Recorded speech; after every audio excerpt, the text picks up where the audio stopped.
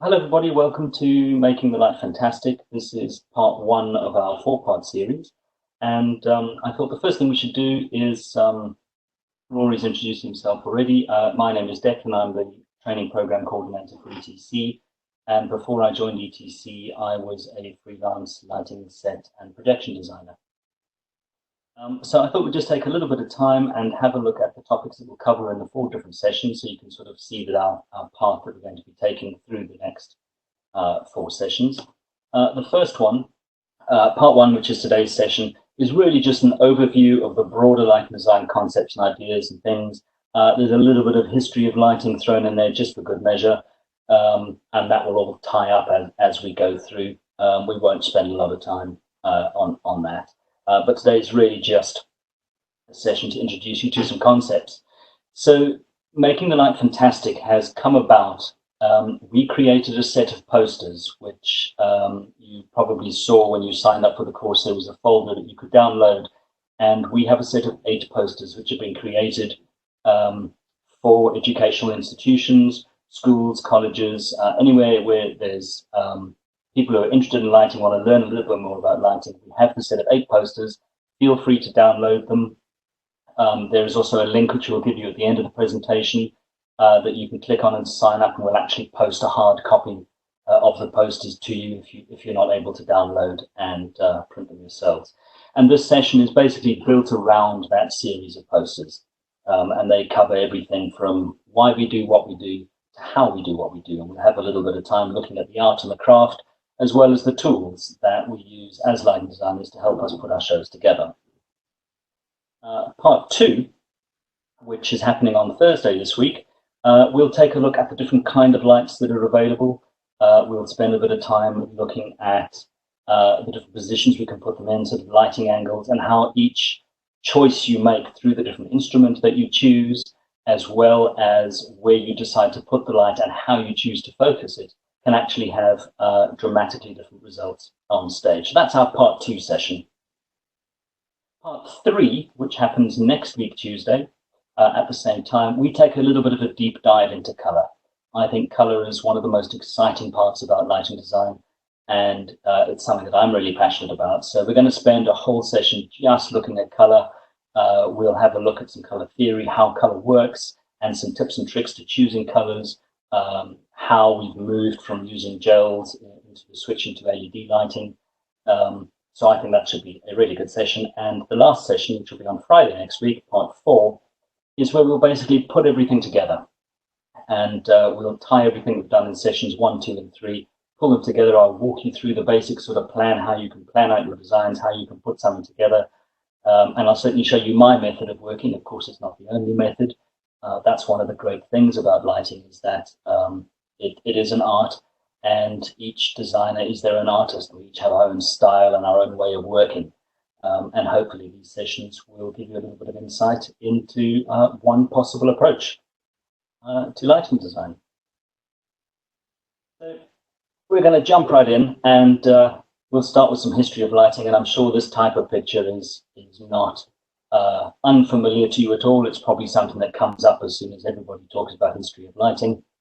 And this, of course, is the Greek amphitheaters, where they used to do these huge productions that used to run all day, and they used to use sunlight, of course, as the primary source of light. Although I think we can actually take it a step even further back in time than this. And the thing is, with us, human beings are social creatures. Even when the governments are not allowing us to be socially close, we've still found ways that we can be social with each other. And it's just something that is inherent in our DNA. We want to tell stories. We like telling stories. And I think we can take it as far back to the sort of early man, where they were living in their caves and they would gather around their fire at night and they would share stories of the day's hunt. And that's probably where theatre started, where this want to tell stories has come from. And obviously, as things have progressed, times have moved on, things have changed. We had the Greek amphitheatre, where they used sunlight as their main source. And they also understood that the position of the sun was important. As the sun would move through the sky, so the angle would change, so the color would change. and they used all of these natural properties and the only light source they had available to them to help them tell their stories. A natural progression from that, of course, was to move lighting indoors, move theatre indoors, sorry. And initially, when theatre moved indoors, they still had open ceiling venues, still relying on the sunlight to come in. And obviously, as architecture improved and technologies developed, they started to enclose their buildings. And as soon as they did that, sunlight was no longer available to them as a light source. They had to start coming up with other means of lighting the stage. And one of the first things they did, of course, artificial light would have been flame and candle. And one of the earliest kinds of candles was the tallow candle, which is whale fat, which, as you can imagine, must have smelled delightful during the production. And they would have these candles around. But of course, one of the things, it's one thing to be able to light the show, but we also want to be able to control the light. We need, as light designers, it's one thing just to light the show, but we also want to be able to take the audience on a journey. We need to be able to hide things from the audience that we don't want them to see. And control of light has always been important to us. And one of the things, of course, that was developed was a means to dim candlelight, and it was sort of containers in a complex sort of pulley system, and these would be lowered over the flames to dim those out. So they were starting to give themselves some form of control over the light. It wasn't just about illuminating the stage. They wanted that extra degree of control.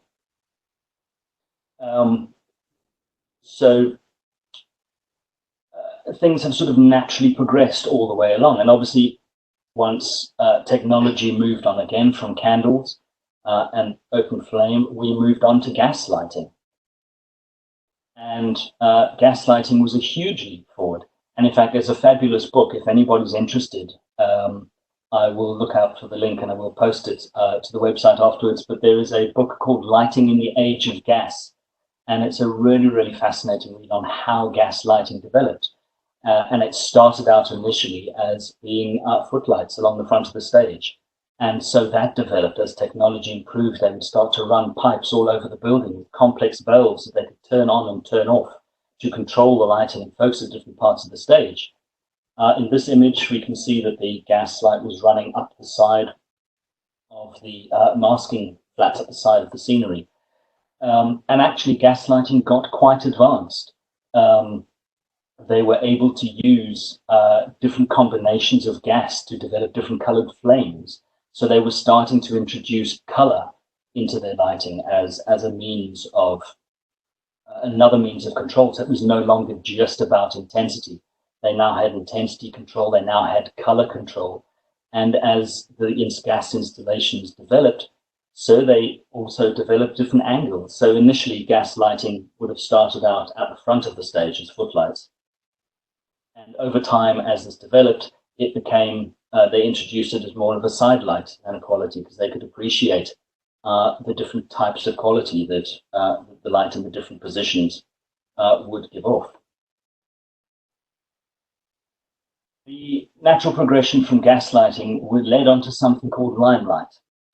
And I'm sure that you've all heard the expression in the limelight. And that came from this invention. And what they used to do is they used to take a block of limestone, and they would heat it up. And they would have these two different gas mixtures. It was a hydroxide and an oxygen, and they would heat up this chunk of limestone to the point that it would give off light. And it gave off a sort of light that was a slightly sort of greenish, unnatural sort of color, which is where the limelight expression comes from.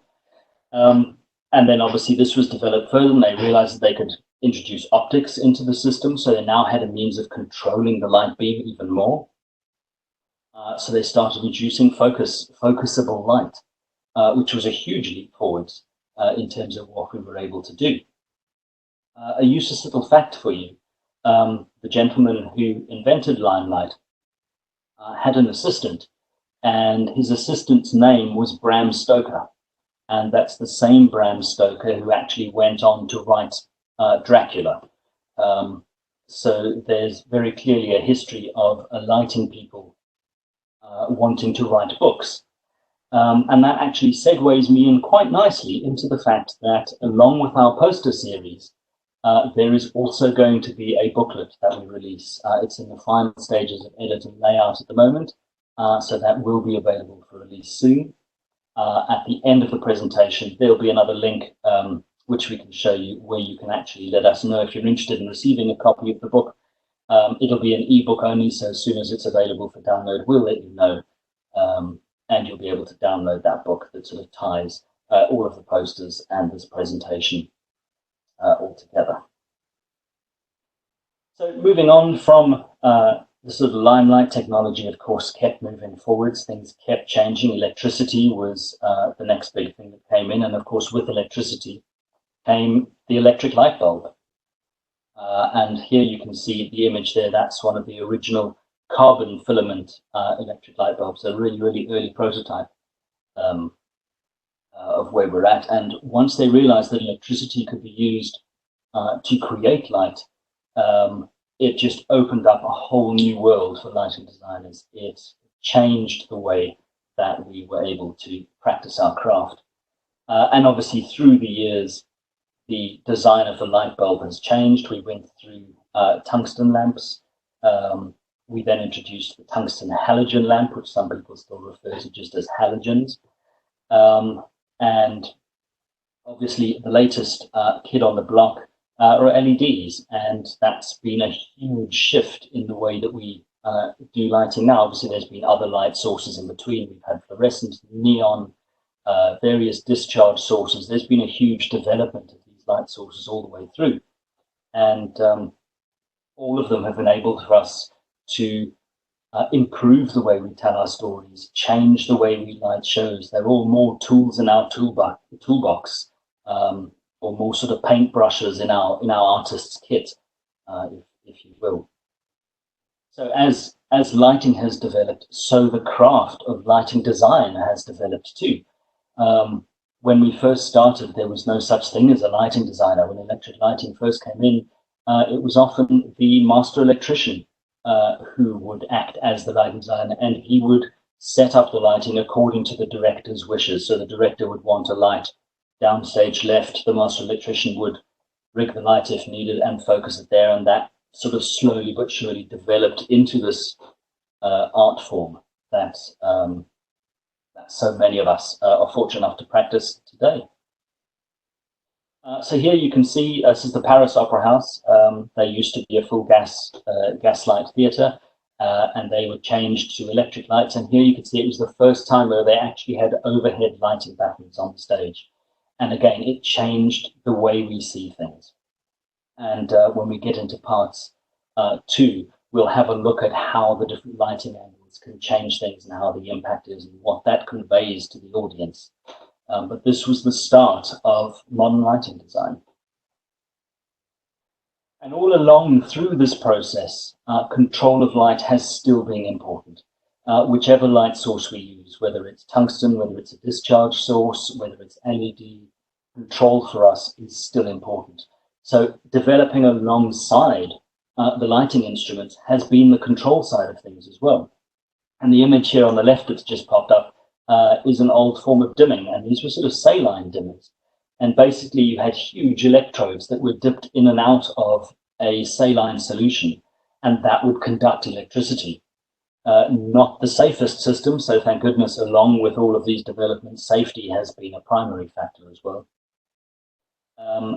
But you can see how this has all developed, and as we've come through the ages, things have changed. And now if we look at where we are now versus where we were so long ago, the fixtures are just sort of unrecognizable from what they used to be. We now have at our fingertips a selection of fixtures that basically are limitless in terms of what we can do. We have an infinite choice of color available to us. We have perfect control of intensity. We can reposition fixtures. We can make any number of changes. We can introduce any number of different patterns and gobos and textures to change things, change the way we work. So it's been a really interesting journey. And personally, I'm very keen to see where the next 10, 20, 30, 40, 50 years takes us. I think it is exciting times to be working in this craft. And it's a craft that I feel fuses science and art perfectly. I don't think there's any other profession that has such a perfect fusion of science and art, and I think that's one of the things that excites me about lighting, is that marriage of these two disciplines. So we're just going to take a little bit of time just to look at how light works. Light is the only thing that our eyes can see, and the only reason that we can see objects is because the light is coming from the source, whatever source that may be. And you'll notice I'm quite partial to my tungsten source, even though all the technology has moved on. I do still like a little bit of tungsten. So there are a couple of cheeky references to tungsten, yeah.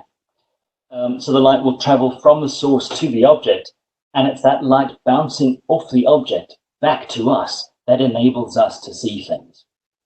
And if that wasn't happening, we simply would not be able to see. Light is what our eyes are sensitive to. So we spoke about reflection, and this is one of the parts where sort of science starts meeting the art. I'm sure from your high school science, you remember that the angle of incidence equals the angle of reflection. And that's really important for us as lighting designers to remember, because every light that we position on stage is going to strike the stage or strike the performers or whatever it is we're lighting, and it's going to reflect back to us. So we do need to be mindful of this sort of law of physics. And when it comes into reflection, there are two basic types of reflection that we're most likely to come across. And the first is specular, and the second is a diffuse reflection. So specular reflection implies something of a smooth surface, and that is where the law really applies. Angle of incidence equals angle of reflection. Diffuse reflection kind of implies when anything falls on a rough surface. So 9 times out of 10, that's what we're dealing with most often, because it's very, very rare working in theatre that we are dealing with perfectly smooth reflective surfaces. 99% of the time, we are dealing with surfaces that have dimension, that have shape, that have texture, and all of these things impact on how the light is reflected. And this is something to sort of bear in mind. One of the most common things that I always use as an example when I'm talking about reflection is the follow spot. And if you think of something like a sort of classical ballet, let's pick a Swan Lake, you may have a relatively bare stage. Normally dance mats are quite smooth, so they're quite sort of shiny, and you'll have your follow spots coming down on your principals. If they're coming in from a traditional front of house position, what happens is the follow spots will bounce off the stage and they reflect at the same angle, and you end up getting little blobs of light moving around in the background. And this can sometimes be quite distracting. It depends entirely, of course, on what the set looks like, but this may not be the effect that you want. That's definitely something to bear in mind. It's also worth bearing in mind that if you are designing or you're working with a set designer and the plan is to use a lot of projection, the rougher, the more textured surfaces there are on the set, the better that is for you, because you end up with diffuse reflection, so you don't have any harsh reflections bouncing directly up towards your projections. So it's definitely something to bear in mind. So one of the questions that we always get asked is sort of why we do what we do. Obviously, there's a love for a love for lighting, a love for theatre, a love for the arts, which is what drives us towards this. But when you really think about what the objectives of lighting design are, I like to think that lighting design can be broken down into 5 basic objectives. And meeting these objectives is the sort of path that you follow to create your design. The first of these objectives, I would say, is visibility. It's most important that we've got to be able to see what's happening on stage. The audience has paid for a ticket, the actors have been rehearsing, the costumes have been designed, the set's been designed. We need to respond to that, and we need to be able to let people see that. Now, when we're talking about visibility, and certainly for 90% of what we're talking about in this session, when I refer to visibility, I'm implying being able to see the actors' faces. Because obviously in this reference image here, yes, we've created visibility by lighting up the background. We have made the scene visible. So we've ticked that box, but 90% of the time when we talk about visibility, we're talking about the ability to be able to see the actors' faces or performers' faces. So what I'm probably going to do, just to keep things simple through these sessions, is I'm probably going to use the word actors synonymously with any performer, whether it's a dancer, a singer, a musician, basically anybody that we're lighting. I'm going to just refer to those as actors, just for the sake of clarity. The other objective is revelation of form. So for me, it's not just about being able to see. It's about being able to see things in a fantastic light. It's making things look good. So visibility is key. The audience wants to be able to see what's going on stage. And we also want to make that environment appear to be three-dimensional and appear to have a bit of a life of its own. So that's the revelation of form. Composition for me is also important. I'm sure you've heard the cliche that lighting designers are artists, and I absolutely believe that. I think lighting design is absolutely an art form, and the medium we work in is light. And like any other art form, composition is important. If you're a sculptor, you need to understand form and shape and composition. If you're a photographer, the same thing applies. If you're a fine artist or a painter, any artist relies on composition to create your pictures. So that for me is absolutely one of the objectives of lighting design. Another one is mood. Mood for me is also hugely important. As technology has developed, we have been able to tell our story better and better and better. And one of the ways that we can do that is by using light to change the mood on stage. As lighting designers, we're not just lighting the stage, we're also manipulating the audience's emotions, we're manipulating their responses. And we do that through various tools and little tricks and bits of our craft where we can help support the mood. And the last objective for me that we're always trying to make sure that we convey is information. And information generally sort of applies if there is a sort of narrative in the piece. Information doesn't necessarily track through if it's a piece of contemporary dance, for instance. So although I've sort of listed 5 objectives, it's not always possible to hit all 5 of the objectives all the time. And also, depending on what you're lighting, the order of the objectives tend to shift around a little bit. So for instance, if I were lighting a dance piece, I might bump revelation of form up to the top, because for me, the dancers and their movement becomes important. So maybe that takes a slightly higher priority. Information would certainly drop down slightly lower down the list in that instance. So Rory, is there any questions that we've had in so far? No, they've all been about wanting to download the posters and other such things, but otherwise, carry on. Good. Jolly good, thank you. So what I'm going to do is I'm going to take these objectives and I'm just going to break them down into a little bit more detail. And let's start with our first objective, which is visibility. Now, obviously, as I mentioned, the key thing is we have to be able to see. That's just, it seems really obvious, but that really is the bottom line. And even if you track back right through history, that's been the primary objective for lighting. That's why the old amphitheaters were outdoors. They needed the sun. They needed the audience to be able to see. If we extend our imagination back to the cavemen around the fire, they were using the fire to sort of light them up because they wanted their friends to be able to see them. So that is really important. As humans, our eyes are naturally drawn to the brightest area on stage. To the brightest area generally. If we're if you're outdoors at night and there's an area that's more brightly lit, your eye is naturally drawn to that area. That's just a sort of natural thing that happens. So with visibility, we are basically controlling the who, the what, the when, and the how. As lighting designers, we get to decide who the audience sees or what the audience sees. We get to decide when they see it. And for me, the thing that's most exciting is we get to decide how they see it. And that's it's a really powerful place, really powerful position to be in. it's, you know, we as light designers, you hold the production in your hands. And what I don't mean to sound arrogant in that at all. But you know, most plays, of course, you could just light the stage, illuminate, and they'll be fine. But it's that extra layer that we're able to add in as light designers that I think is most exciting.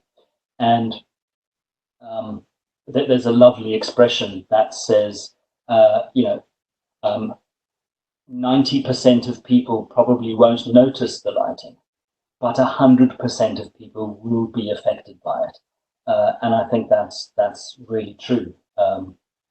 It goes a long way to the how of what we do. I find visibility quite a broad expression. I prefer to think of it as being selective visibility, because it's not just about throwing light at the stage and washing the stage with light. It's really about picking out the who, what, the when, and the how. So I like to narrow this down and think of it slightly more in terms of selective visibility. And to do that, to create the visibility and to manipulate the visibility, there are a couple of things that we have available to us. One of those are changes in intensity. By shifting the intensity on stage, we can absolutely draw the audience's focus. We can also vary the color on stage. A huge color shift or anything that's in a slightly different color will also naturally pull our eye. And the other thing we can do is what I call dynamic shift, how quickly we change the lighting from one place to the other. These will all have an effect on visibility. I think this little video should be auto-playing. So I've just got a couple of cues running here. And just by changing intensities, you can see that your eye is naturally shifting to the part of the stage that we're wanting you to focus on.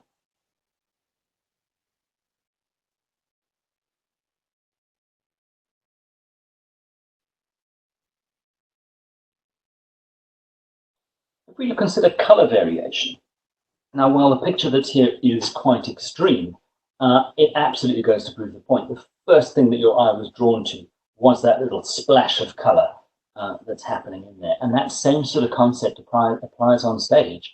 If you had a blue wash on your stage and one person was lit in a white or lit in an amber, that's absolutely who your eye is going to be drawn to.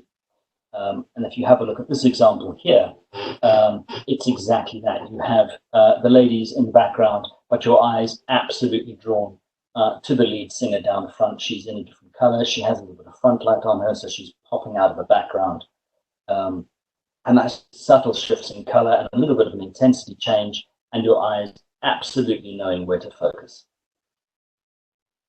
The other thing we can have a look at is dynamic shift, and that's how quickly we sort of move from one intensity state to the other.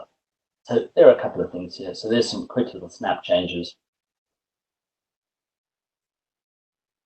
And in this last section, you can see there's this little intensity chase happening in the corner. And just that little bit of movement that's happening there in the corner sort of naturally wants to pull our eye across to that side of the stage. The next objective is revelation of form. And basically that means introducing shadow. And shadow, I know, is something that traditionally lighting people have shied away from. Certainly directors shy away from it. If you're having a conversation with a director and you think, oh, we're going to put someone just in a little bit of shadow, their natural response is to panic and they think that you're not going to be able to see anything. But what shadow does is shadow introduces form. It gives something a dimensionality. It's really important to us that the people, the actors, the scenery, the props, they look real, they look believable, they look to be three-dimensional. And to do that, they need to have shadow, they need to have natural light and shade, because that's what pulls things into 3 dimensions. And the interesting thing with shadow is shadow doesn't have to be black. Shadow doesn't have to mean no light. And that's something always to bear in mind, is introducing different colors and introducing some color into the shadows is a great way of creating some 3-dimensionality on stage. So there we go. It's not simply good enough to make something visible. We're trying to make it look as good as possible. We're trying to make our actors look three-dimensional. We're trying to make the set look as real as possible, if that's the brief. And I've got a few little interesting examples here, some interesting shadows to have a look at. The first is an artwork by a Japanese artist. And I just love this, really, the exclamation versus question mark. I just think it's a really interesting sort of analogy of what we do as lighting designers. And the chap on the right here is an artist called Larry Kagan, and he's actually got some great work. If you Google him, he is amazing. These little sort of twisted wire structures that he creates when he lights through, create shapes, create pictures. He's got some really, really amazing work. And then there's this image, which I also think is really, really striking. This is the Holocaust Museum in Germany. And I just love the way the sunlight is playing off that. Just feels like a natural piece of theatre happening there. It's a perfect piece of composition, there's light and shade. We focus towards the person sitting there. I just think it's a really, really interesting example of the use of light and shade and introducing shadow. The next objective we have a look at is composition. And basically, composition comes down to where you want the audience to look, what do you want them to see, what's important, which bit of the story do they need to focus on at this particular moment in time. And then you can determine how you want them to see it. So this then ties back into the other two objectives. So if you look at visibility and revelation of form, that ties into the how you want them to see it part of this. So all of the objectives start to roll together and they start to form complete systems as you go through. And the other important thing with composition, is what is the story that you're trying to tell? We're all about the story. We're all storytellers, and helping guide the audience through this world that we're creating is a huge part of what we do as lighting designers. Now, it's very easy as a light designer to create beautiful sunsets on your cycloramas and have some great streaky clouds and lovely rich blues and create some beautiful moods. It's a lot harder to do that and still maintain all the other objectives. So it's really about thinking about your stage picture, deciding where the focus is, what's important, and guiding it through like that. Now, I'm a big believer, and certainly recently with lighting technology having moved on as far as it has, the old adage used to be that people shouldn't notice the lighting. I like to think that perhaps they should notice the lighting. I like to know that the contribution I've made to the show is being noticed. I don't think it should be a distraction. It should never be a distraction. But it's always nice if it gets noticed. So there are a couple of little things that you can do. Let's say, for instance, you really want the audience to notice the beautiful composition you have on your cyclorama in the background. Perhaps there's an opportunity at the start of the scene to start with that picture. So give them a really strong composition to open the scene with, and then have a follow-on cue that brings up the lighting for the rest of the scene. So you give them a picture, light the scene, and then at the end of the scene, you can reverse that process. So you can fade everything out and leave them with a picture, and then fade that out or dissolve into the next scene. It's kind of like creating bookends, if you like. It's a chance to say, this is where my scene starts, and this is where my scene ends. And creating these little bookends, or a set of parentheses, if you like, that the scene takes place within.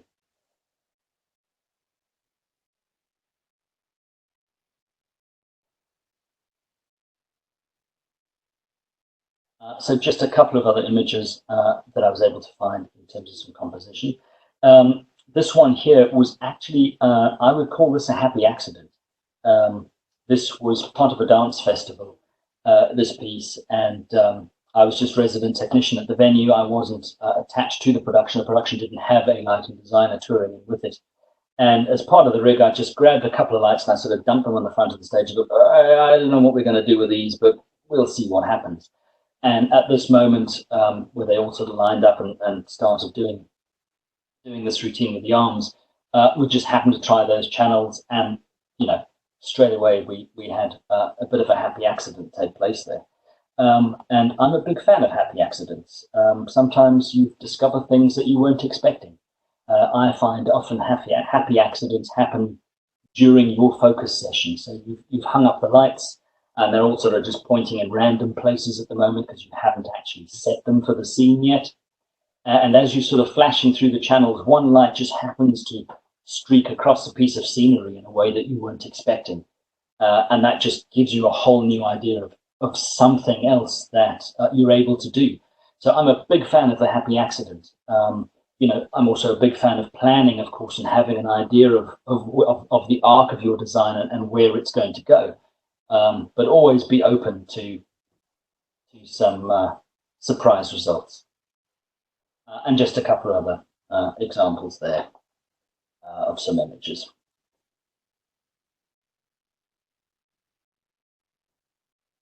Mood is our fourth objective. And mood for me is a lovely expression from who I would say is the grandmother of lighting design, certainly the grandmother of Broadway lighting design, Jean Rosenthal. And she said that lighting designers create the air that actors breathe. And I think that is such an apt description of what we do. We create this world, this environment that these characters can only live in. And I think that's really, really sums up what we do. So in terms of mood, obviously our main objective is to support the intent of the playwright. And that's normally quite easy because some playwrights actually write a lot of stage direction and a lot of stuff into the script. So for instance, murders normally take place on dark and stormy nights. It's not often that murders happen in sort of, brightly lit sort of noonday sun. So there's a lot of mood comes in from the intent from the playwright, a lot of that's written into the script. The next, of course, is we have to support the intent of the director. The director can tend to, or may choose to interpret the play in a slightly different way, and then your job is to respond to that and be able to support the intent of the director. It's important to be able to convey the tone and the emotion of the piece to the audience. That's a big part of what we do. We'll spend more time on this when we get into color, because we color and intensity of big contributors to your mood objective. So we will spend a little bit more time looking at this, absolutely. And the last thing for us, one of our objectives is information. And information is hugely important because that is really the when and the where. And that's what's telling the audience where we are, what's happening. And again, doesn't apply to all genres of shows. So some of these, the priority will raise or lower depending on the style of production. Some of them may be slightly more natural, some of them may be slightly more abstract. But it's really important to help convey the story to the audience. A lot of what we do in theatre is all about suspending disbelief.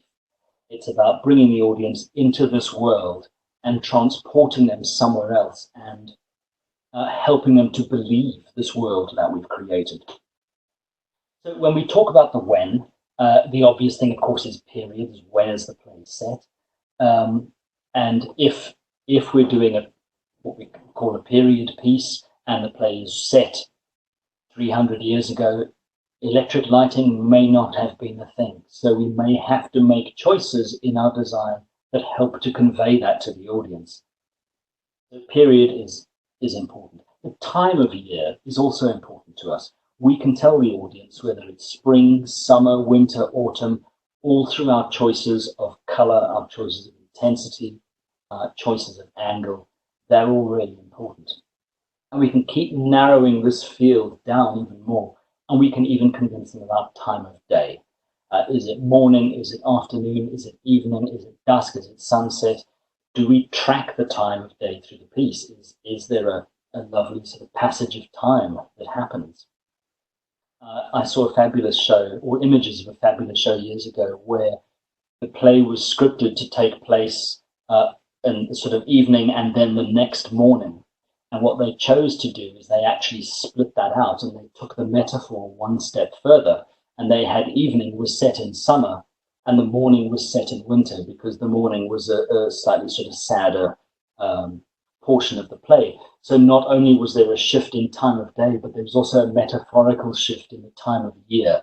And that goes back to the mood objective. So that helps to build up the mood for the piece. So there's all sorts of little tools that we have at our disposal that can help convey information. As to the where, basically we're saying, are we indoors or are we outdoors? If we're indoors, are we indoors in a city? Are we in the country? Are we in a room? What kind of room are we in? What kind of countryscape are we in? Is it open fields? Are we out in a leafy forest? There's all sorts of little things that we can do that can help tell the story and convey the information to the audience.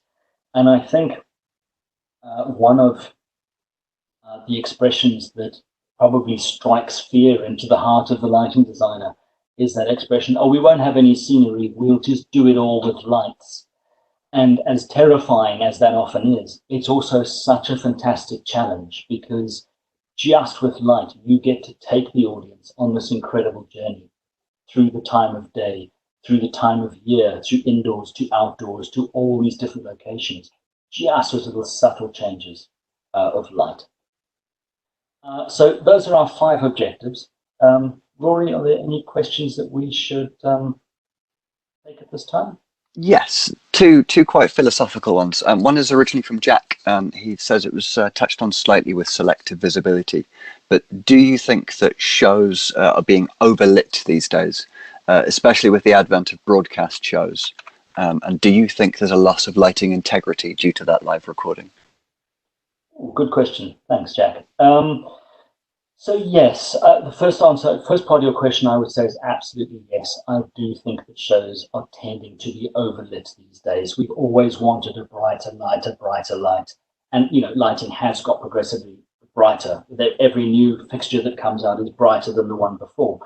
And when LED first came out, I was actually quite excited because it wasn't as bright as the fixtures we had at the time. And I was quite excited because I thought that might set us back a little bit, just help us reduce the light levels on stage a little bit. But of course, as technology's moved on, even the LEDs have got brighter and brighter and brighter. So I do think we're tending to overlight our shows. It's it's quite a tricky thing to manage because what you have to do is you have to make sure, if we come back to our first objective, which is visibility, the key thing is it has to be just as visible for the person in the front row as for the person sitting up in the nosebleeds, right up in the back of the balcony. And of course, for that, there's intensity. So it may appear to be slightly too bright for the folks down front in order to get a sort of balance of light levels. So it is a slightly tricky thing to balance out. And I think to tie that in with the point of shows being lit for broadcast, it's a totally different technique. If you're lighting a show for camera, it's normally at the expense. You're either lighting at the expense of the live audience because it looks good on camera, or vice versa. It's very, very tricky to get that balance between the two, so that it looks perfect everywhere. Just because camera sensors observe light slightly different to how the eye works. Absolutely, and 9 times out of 10. That's a battle you would always lose. You would always need to light it for camera because that is the bigger audience. I think given the current trends of theatres trying to look at how they're going to survive in this social distanced environment after this, this may be a challenge that more and more lighting designers are going to come up against in the next few months. If theatres are exploring live webcasting, that sort of thing, you have to decide who is more important, the people in the room or the people that are watching over a camera. Absolutely. And there there was a great webinar quite early on in the study session about lighting for camera. So if you haven't seen that already, do take a look at that. And I know the AMD have also had a couple of seminars where Peter Mumford has been talking about his process in lighting for camera, where something was originally lit for a stage production. The other question came from Katie, which was she did a lot of study around shadow while she was at university, looking at things like Appier's designing and his set design. And there's a lot of research going on into shadow on stage. Do you think this is something that might make its way into more mainstream theatre? I hope so. I mean, shadow for me is hugely interesting. There's as much story in shadow as there is in the bits that are lit, and I think that's absolutely something that needs to be explored. The trick in realizing that is finding, or not finding, but teaming yourself up with a director who is sympathetic to that vision and who also wants to explore that. That's probably one of the challenges to sort of overcome in that sort of process. But shadow is hugely important, and as a narrative tool is certainly also quite a powerful one. I have just posted that link for the Lighting for Camera webinar in an answer to a question there. So if anyone is looking to watch it, you can find it on the ETC Study Hall YouTube channel, or I've posted that link here. Brilliant, thank you. Great. Was just those two questions? And we've just had one come in now from Michael, where he's talking about how he struggles with the internal battle between brightness and shadow. How do you, as a lighting designer, become comfortable with low intensities or shadows?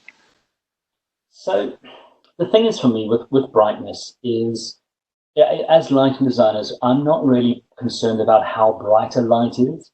I'm more concerned about how bright it appears to be. If you've got a single candle on a dark stage, that appears to be giving off a whole bunch of light. But if you sort of add a 2 kilowatt Fresnel, not that too many of us are using those anymore, but if you add that in, all of a sudden the candle becomes insignificant. So it is about finding the balance. The trick for me, if you are working with low light levels on stage, is to try and avoid what we call visual fatigue. If your eyes start to get tired because of the lack of light on stage, you tend to lose your audience's concentration and they start to shuffle and wander off. So one of the things I tend to do if I'm lighting something that needs to have relatively low light levels is I'll call it the opening cue. So the first cue is the levels I would like them to be and present to the audience. And then what I do is, for the duration of that scene, I run another cue underneath it that just takes those levels and maybe bumps them up by 5 or 10%, probably not much more than that. And that runs over the duration of the scene. So what's happening is, as your eyes are getting used to that sort of low light level, you're also compensating that curve and you're sort of fighting that sense of visual fatigue. So it helps to maintain that sort of visual interest and keeps the audience engaged in what appears to be a relatively dark space. There are a couple more questions that have come in that I will save for later, as we have about 10 minutes left on our kind of advertised time. So why don't we move into the controllable properties, and then I'll come back to the others later. No problems at all. Thank you. So once we know what our 5 objectives are, we can then come back to light itself. And for me, within light, there are 4 controllable properties that light has that we can use and we can manipulate and we can adjust to help us realize these 5 objectives. So the first one, most obviously, is intensity. And this is the one that we've all been wanting to control right from the get-go. We've always wanted to be able to control intensity. The other thing that is hugely important, and certainly important to me as a light designer, is color. The ability to control and manipulate color is hugely exciting and hugely important. And my shows tend to be quite color heavy. Those are not necessarily color saturated, but lots of shades of color and things that I sort of like to chuck in, because that's just the way I tend to work. Distribution is the other property of light that we control. And by that, I mean how the light is distributed onto the stage. And that comes down to the type of light that you use and where you place that light and how you choose to focus it. So that's what I mean by distribution. And the last of the properties of light is movement. And movement for me is less about the physical moving of the light beams but we'll come on to that in a sec. So if we have a look at our first property, which is intensity, I've covered this already, as light and diamonds were less concerned with how bright light actually is, but how bright it appears to be. So for me, it's about the subjective impression of brightness. And that, I think, is what we're concerned about. And for anybody who's seen the original Les Mis by David Hersey, it appears to be quite a dark show, but actually there's quite a lot of light on stage.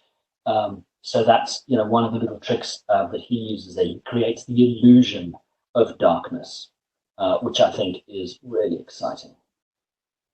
Color is the other property, and we've got a whole separate session where we're going to really do a deep dive into color. So I'm not going to spend too much time on color at the moment, because we do deal with that in our part 3 session. But suffice it to say, color goes a long way. Color controls your intensity. Color controls the revelation of form. Color touches on every single one of your objectives. Color is important for mood. It's great for composition. It can help with information. It's there in all of them. So we will definitely spend a long time on color in session 3. Distribution. Richard Pilbrow, who I would dare say is the grandfather of UK lighting design, has a great expression, and he says the right light in the right position is worth 100 lights anywhere else, and that's absolutely true.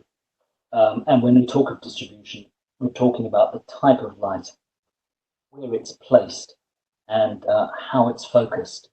And with moving lights becoming so prevalent in our venues these days, and so accessible to a lot of us, I almost argue that sometimes, and not always, this doesn't mean to be a generalization, but I feel that it creates the trap that people can fall into, where they don't really plan the lighting because they've got a bunch of movers up there and they'll probably do the job.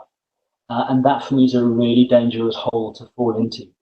Because yes, you may have a light that can change position, but is that position going to be absolutely correct for that moment, that mood, that scene that you're trying to capture?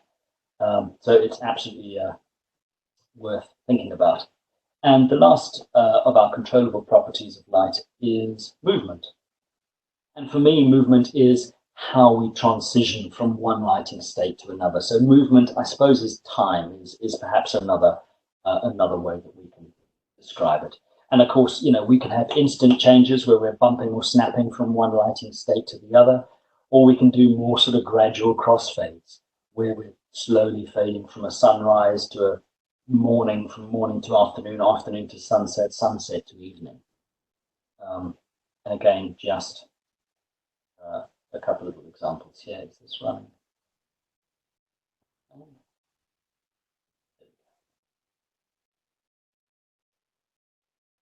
So here we've got something slightly more gentle.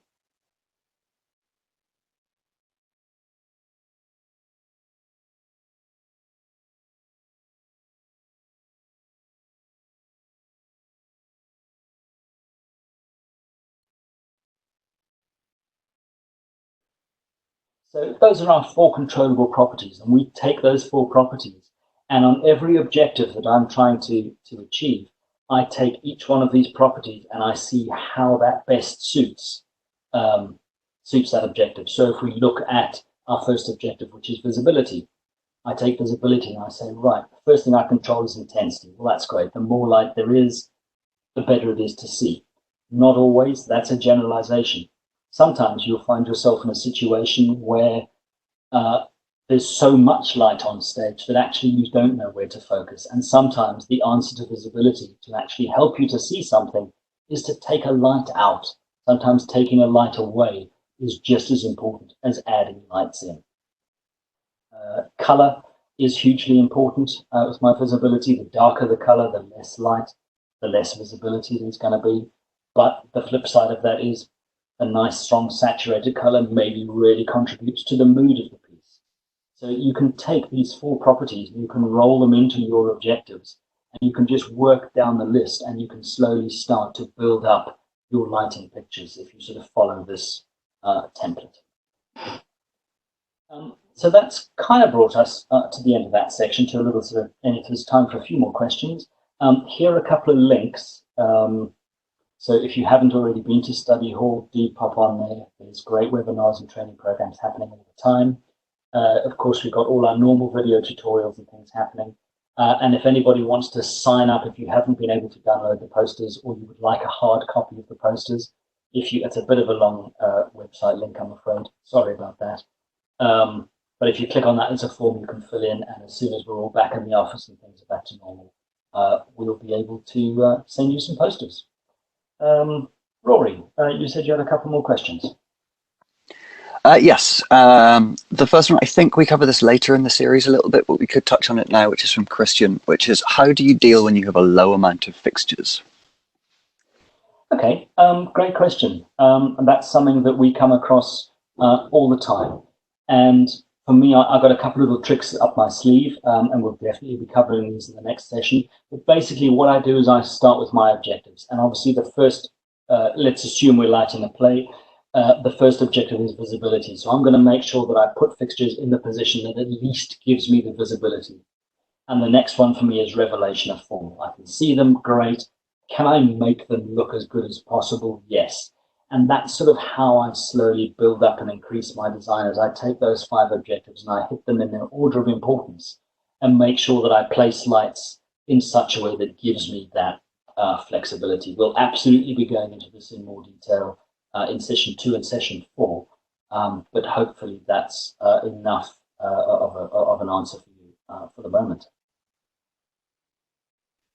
Certainly when I started out doing smaller productions where you always have 3 lights and one of them is a broken bulb, my attitude was always a case of I would do enough for visibility, and then I would take one key scene that was for me, and that's where I would kind of show people what you could really do with a lighting design.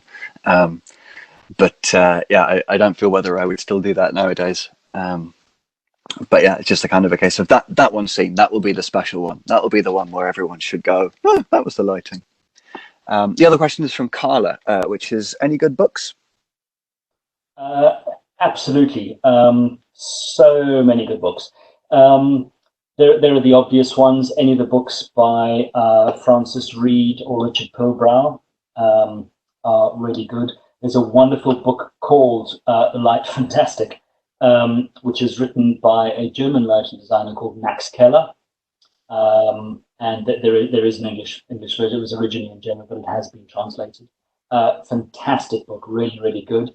That's sort of on the design side of things. If you're interested in slightly the more technical side of things, there's a wonderful book called The Control of Light by Fitt and Thornley, and also really, really good from a technical point of view. They cover control, they cover lamps, they cover all the technical stuff.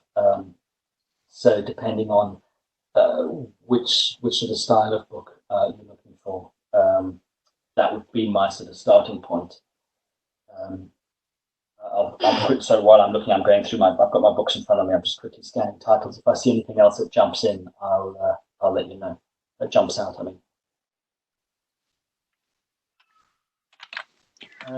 We've had a couple of comments come through about how the link you'd put up is 404ing. Jack Seward has just posted a link in chat, which has worked for me, however. So those of you who are seeing that, it is appearing in chat.